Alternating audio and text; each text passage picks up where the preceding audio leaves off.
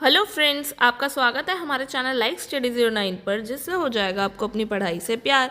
चलिए शुरू करते हैं आज के टॉपिक से, जो होने वाला है पोस्ट मुगल या लेटर मुगल्स में बहादुर शाह सेकेंड या फिर बहादुर शाह जफ़र, जो किसका बेटा था? अकबर सेकेंड का बेटा था, जिसने रूल किया 1837 से 1857 तक। ठीक है, और अगर लाइफ को बोलें तो 1860 तक। अब हम बात करते हैं कि भाई हम जो है ये एक लास्ट मुग़ल एम्परर था इंडिया का, तो हमने जब शुरुआत की थी तो बहादुर शाह से की थी। ये ज़फ़र है सेकंड है, पर हमने शुरुआत जो है फर्स्ट से की थी, बेसिकली बहादुर शाह से, जिसका नाम शाह आलम मुअज़्ज़म भी था, जो 65 ईयर्स का था और जो सबसे बूढ़ा बादशाह में से एक था, और क्या कहते हैं, मेल मिलाप की नीति पर विश्वास रखता था।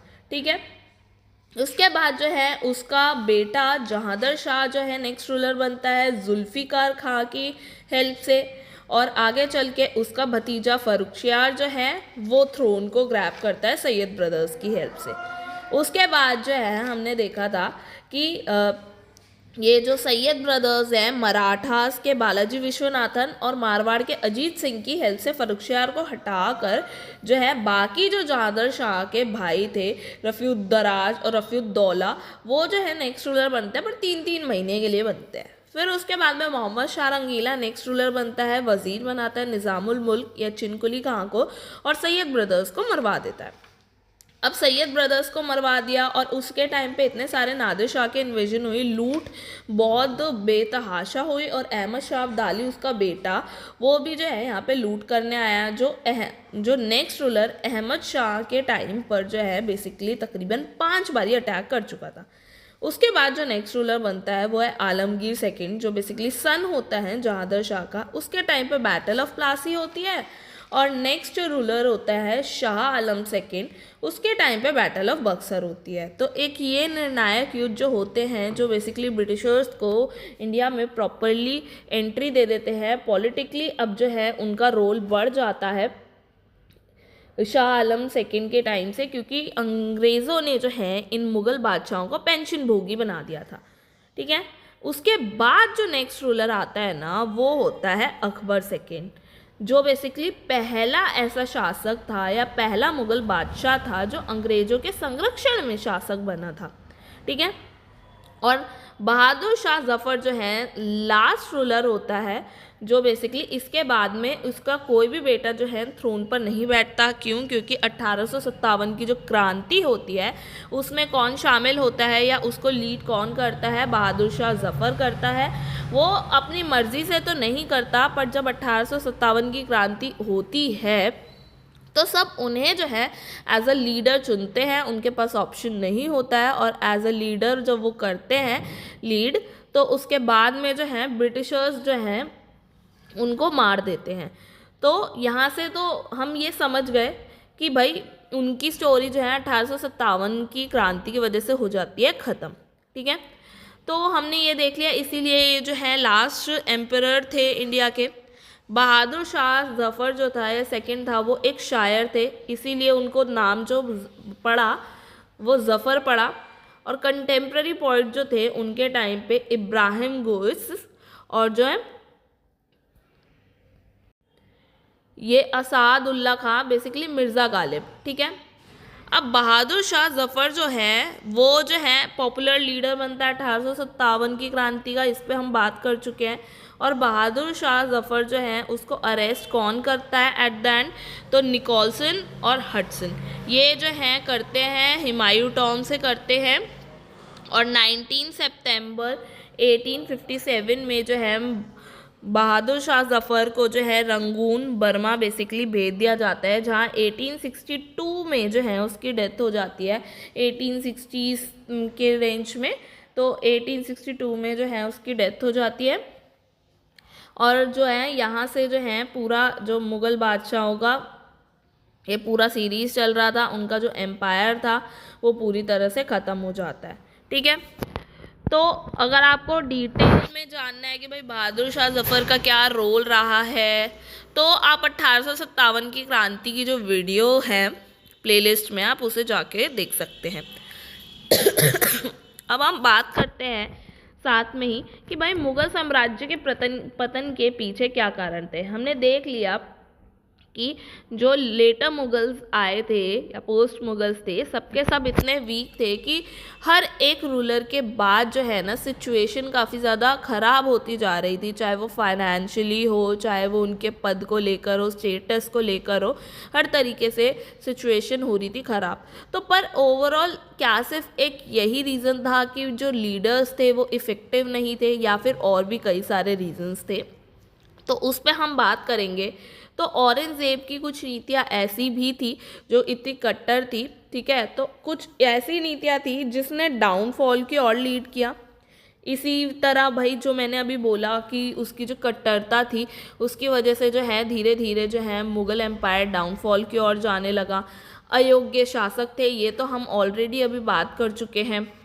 और क्या रीज़न थे? तो मुग़ल दरबार में अमीरों का प्रभाव बढ़ता जा रहा था, उनकी गुटबंदी बढ़ती जा रही थी। ये एक कारण था, क्योंकि भाई जब रूलर वीक है तो उनके नीचे जो भी होंगे, जो ज़्यादा पावर एक्सरसाइज कर रहे थे, जिनके पास में ज़्यादा पावर्स थी, तो ऑब्वियस ही बात है वो अपना एक ग्रुप बना के वो मिलकर जो है थ्रोन से जो है शासक को भी हटा सकते हैं, या फिर उसे थ्रोन पर बिठा कर कठपुतली राजा बना सकते हैं, जो कि बेसिकली होता आ रहा था, ठीक है। सैन्य दुर्बलता भी एक कारण है, क्योंकि किसी भी बेसिकली गवर्नमेंट के लिए भाई बहुत ज़्यादा ज़रूरी है कि वो स्टेबल हो और अच्छे से जो है उसकी सेना तैयार हो, क्योंकि अगर ऐसी सिचुएशन में भाई कोई अटैक कर दे या उन्हें जो है एक्सपैंड करना हो तो वो कैसे कर पाएंगे अगर वो अपने आप की सिक्योरिटी नहीं देख सकते, अपनी जनता के लिए सिक्योरिटी नहीं ला सकते। तो ये भी एक रीज़न था। अब सैन्य दुर्बलता किस लिए आई? क्योंकि भाई जितने भी रूलर्स आए वो अपनी लग्जरीज़ में ही लगे रहते थे, वो अपने हरम में रहना, अपने शान और शौकत को दिखाना, मतलब फालतू की जगह खर्चा करना। तो ये सारे रीजंस होते थे कि वो जो है एडमिनिस्ट्रेशन पे ध्यान नहीं देते थे कि किस तरीके से जो है सिस्टम रन करे। तो आगे चल के हम बात करें आर्थिक और वित्तीय परिस्थितियों का बिगड़ना, तो हमने देखा था कि भाई इतनी बुरी हालत आ गई थी मोहम्मद शाह रंगीला के टाइम से ही शुरू होते होते होते होते कि भाई आगे चल के जो है ना बर्तन तक बेचने पड़े लाल किले के कि भाई नॉर्मल खर्चा जो है निकाल पाएँ, और सेना को तो बिल्कुल पैसे ही नहीं दे पा रहे थे। इसीलिए उनमें भी जो है विद्रोह उभर के आ रहा था, क्योंकि भाई ऑब्वियस सी बात है, आप काम करते रहो पर आपको सैलरी ना मिले तो भाई आपके भी तो घर में भाई कितने सारे मेंबर्स हैं, उनको पालना है, उनका खाना पीना और खुद का देखना। भाई आप कमा किस ले रहे हैं? इसलिए तो अब जब उस लेबर को पैसा ही नहीं मिलेगा या फिर उस सैनिक को पैसा ही नहीं मिलेगा तो वो तो विद्रोह करेगा ही। तो अब नेक्स्ट जो है पेशवाओं के अधीन मराठाओं का उत्थान, क्योंकि मराठाओं का इन्फ्लुएंस बहुत ज़्यादा बढ़ता जा रहा था और जो धीरे धीरे मुगल्स थे वो वीक होते जा रहे थे। तो वही चीज़ एक तरह से जो रीजनल लेवल पे पावर्स थी वो ज़्यादा उभर के आ रही थी, ठीक है। और नादिर शाह का आक्रमण, ये तो हमने देखा ही था कि भाई जब अटैक हुआ तकरीबन कितना ज़्यादा जो है नुकसान किया। कोहिनूर भी ले गए यहाँ से, जो पिकॉक थ्रोन है वो ले गया नादिर शाह ना, और दिल्ली से तकरीबन हमने देखा था 70 करोड़ तक की जो है संपत्ति वो लूट के ले गया, और खुद वो ये सब तो लूट के लेके गया ही गया। उसके बाद उसका पुत्र जो था अहमद शाह अब्दाली, वो भी आके जो है कितनी बारी लूट करके गया है, ठीक है। जिससे सब यही परेशान रहते थे कि भाई जितना भी वो जैसे तैसे मैनेज कर रहे हैं वैसे ही एडमिनिस्ट्रेशन भी उनका कुछ चल नहीं रहा है, सब कुछ वीक है। ऊपर से बीच बीच में कोई भी आके अटैक करके लूट लाट के ले जा रहा है, तो ये भी उनके लिए फाइनेंशियली बहुत ज़्यादा प्रॉब्लमेटिक हो रहा था।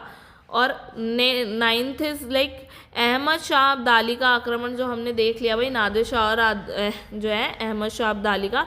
और दूरदर्शिता की कमी, भाई जो दूरदर्शिता पहले के रूलर्स में थी वो यहाँ पर नहीं थी, जो हमने देख ही लिया। हमने शुरू में ही बात की कि यहाँ पे जितने भी रूलर्स रहे हैं वो जो है सब के सब अपनी लग्जरीज़ में या तो रहे हैं या तो अपने हरम में रहना ज़्यादा पसंद किए हैं।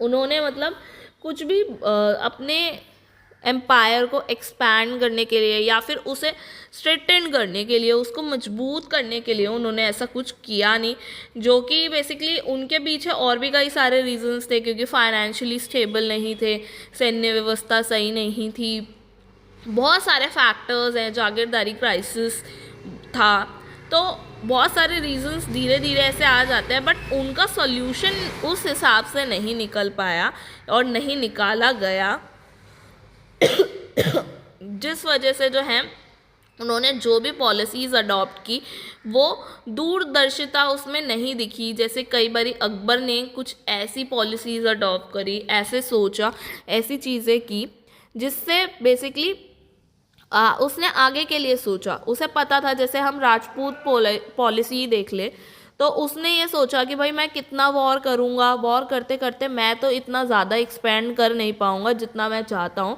तो सबसे बेस्ट वे लॉन्ग टर्म के लिए यही हो सकता है कि उनको फ्रेंड बना लो। तो उसके लिए जितने भी उसने मेजर्स अडॉप्ट किए वो बेसिकली लॉन्ग टर्म ही तो थे ना। अगर लॉन्ग टर्म नहीं होते तो वो तो वॉर कर करके भी जीत लेते, बट नहीं, उसे एम्पायर एक्सपैंड करना था, लॉन्ग करना था, लॉन्ग टर्म उसकी दूरदर्शिता थी। इस वजह से जो पॉलिसीज़ अडॉप्ट की गई थी उनका रिजल्ट बेशक अभी ना मिले बट आगे जाके मिलना था। तो उस तरीके की पॉलिसीज़ जो है बेसिकली यहाँ के जो रूलर्स थे वो उन्होंने अडॉप्ट नहीं किए थे। तो यही सारे कुछ रीज़न थे जिसकी वजह से जो है मुग़ल एम्पायर जो है धीरे धीरे डाउनफॉल की ओर चला गया। अब जो है हम इसके बारे में बाद में जो है अब बात करने वाले हैं मुग़ल काल में जितना भी वहाँ की जो प्रशासन था वो कैसा था, एडमिनिस्ट्रेशन उनका, सोसाइटी हो गया, वहाँ की इकोनॉमी हो गया, आर्ट, आर्किटेक्चर, लिटरेचर। तो अब हम इन सब पे बात करने वाले हैं। तो आई होप आपको आज की क्लास अच्छी लगी होगी। अगर आपको आज की क्लास अच्छी लगे तो प्लीज़ लाइक शेयर सब्सक्राइब करना ना भूलें, बेल आइकन को दबाना ना भूलें, कमेंट्स में अपने फीडबैक ज़रूर दें। मिलते हैं नेक्स्ट वीडियो में, तब तक के लिए गुड बाय।